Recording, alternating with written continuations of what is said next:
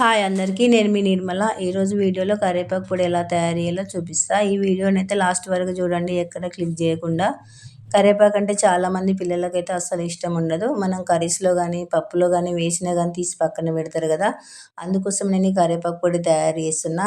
ఈ కరివేపాకు పొడి కోసం ముందుగా 2 కట్టలు కరివేపాకు తీసుకొని శుభ్రంగా కడిగి పక్కన పెట్టుకోవాలి. దాని తర్వాత ఒక పొడి క్లాత్ తీసుకొని మనం ముందుగా కడిగి పెట్టుకున్న కరివేపాకుని క్లాత్ పైన ఆరబెట్టుకోవాలి. ఒక 10-20 నిమిషాలు ఆరబెట్టుకోవాలి తడి పోయేంత వరకు. అది ఆరిన తర్వాత తీసి పక్కన పెట్టుకొని స్టవ్ వెలిగించి ఒక కడాయి పెట్టుకోవాలి. అదే కడాయిలో మనం ముందుగా కడిగి ఆరబెట్టుకున్న కరివేపాకుని వేసి చిన్న మంట మీద ఒక 10-15 నిమిషాలు వేయించుకోవాలి. ఇది పెద్ద మంట మీద వేయించుకోదు. కొందరు ఏం చేస్తారంటే పెద్ద మంట పెట్టుకుంటారు తొందరగా కావాలని. అలా అస్సలు చేయకూడదు. ఈ కరివేపాకు పొడి అంటే నెల 2 నెలలు నిల్వ ఉంటుంది. అలాగే ఈ కరివేపాకు పొడి మనం వేడి వేడి అన్నంలో కానీ ఇడ్లీలలో కానీ మనం నెయ్యి వేసుకొని తింటే చాలా బాగుంటుంది. అందుకే చెప్తున్నా. ఈ కరివేపాకు అంతా వేగిన తర్వాత తీసి ఒక బౌల్లో వేసుకోవాలి. అదే కడాయిలో మనం ఒక 1/2 కప్పు శనగపప్పు, 1/2 కప్పు మినపప్పు వేసి చిన్న మంట మీద వేయించుకోవాలి. అది కూడా దూరగా అయ్యేంత వరకు వేయించుకోవాలి. ఈ పప్పులు వేగిన తర్వాత మనం కొద్దిగా ధనియాలు జీలకర్ర వేసి కూడా వేయించుకోవాలి. అందులోనే అదే పప్పులలో ధనియాలు జీలకర్ర వేసి వేయించుకోవాలి. అవి వేగిన తర్వాత లాస్ట్లో కొద్దిగా నువ్వులు వేసుకోవాలి. నువ్వులు ఎందుకు లాస్ట్కి అనుకుంటారా?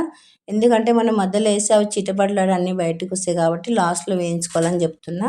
ఈ నువ్వులు కూడా వేగిన తర్వాత ఈ పప్పు నువ్వులు అన్నీ వేగినాక తీసి ఒక బౌల్లో వేసుకోవాలి. ఈ బౌల్లో వేసుకున్న తర్వాత అదే కడాయిలో మనం కొద్దిగా ఆయిల్ వేసుకొని ఎండుమిర్చి వేసి వేయించుకోవాలి. మనకు ఎండుమిర్చి ఎక్కువ కావాలి, కారం ఎక్కువ కావాలనుకుంటే ఎక్కువ వేసుకోవచ్చు, తక్కువ కావాలంటే తక్కువ కూడా వేసుకోవచ్చు. అది మన ఇష్టం, కారాన్ని బట్టి ఉంటుంది. అందులోనే ఎండుమిర్చి వేసి వేయించుకున్న తర్వాత ఎండుమిర్చి కూడా వేసి వేయించుకున్న తర్వాత దాంట్లోనే ఒక 2 గడ్డల వరకు ఎల్లిపాయలు తీసుకొని పొట్టు తీయకుండానే వేసి వేయించుకోవాలి. ఇది కూడా ఒక 2-3 నిమిషాల వరకు చిన్న మంట మీద వేయించుకోవాలి. ఇది వేగిన తర్వాత తీసి పక్కన పెట్టి స్టవ్ ఆఫ్ చేసుకోవాలి. దాని తర్వాత మనం ఒక మిక్సీ జార్ తీసుకొని ముందుగా వేయించుకున్న పప్పులు కరివేపాకు ఉంది కదా, అది 2 ఒకదాన్ని వేసి రుచికి సరిపడా ఉప్పు, కలర్ కోసం పసుపు, టేస్ట్ కోసం ఇంగువ తీసుకొని మిక్సీ పట్టుకోవాలి. ఈ కరివేపాకు పొడి ఎందుకు ఇంత ప్రాసెస్ ఎందుకు మనకి ట్రై చేయడం అనుకుంటారా?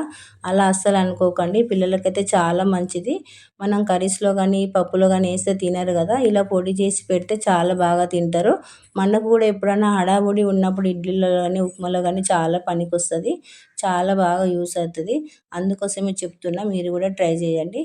ఇది మనం మిక్సీ బట్టి పక్కన పెట్టుకున్నాక లాస్ట్లో వేయించుకున్న ఎండుమిర్చి ఎల్లిపాయ ఉంది కదా, అది కూడా సపరేట్ మిక్సీ పట్టుకోవాలి.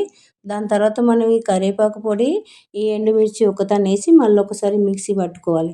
మిక్సీ పట్టిన తర్వాత మనం దీన్ని ఒక టిఫిన్ బాక్స్లో కానీ ఒక బౌల్లో కానీ తీసి పక్కన పెట్టుకొని వేడి వేడి ఇడ్లీలలో కానీ ఉప్మాలో కానీ వేడి అన్నంలో కానీ నెయ్యితో తింటే చాలా బాగుంటుంది. మీరు కూడా ట్రై చేసి చూడండి, ఎలా వచ్చిందో కామెంట్ బాక్స్లో పెట్టండి. బాయ్ అందరికీ.